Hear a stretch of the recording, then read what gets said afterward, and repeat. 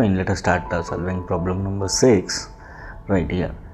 So they have given 7 by 6 of a leap year is equal to how many weeks? So you know, in a week, in a year, in a leap year, how many days will be there? That is 366 days will be there.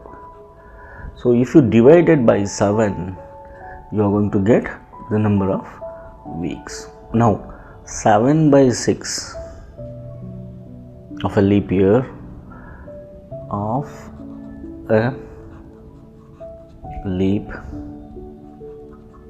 is equal to 7 by 6 into 366 by 7.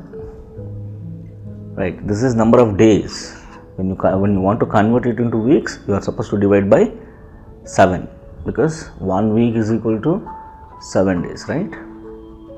Now start. So this 7 and this 7 cancels, the remaining will be 366 by 6. Now divide it.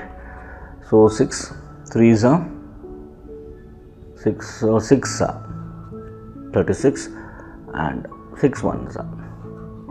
So there are how many weeks? 61 weeks will be there. The answer is C. Correct? Fine.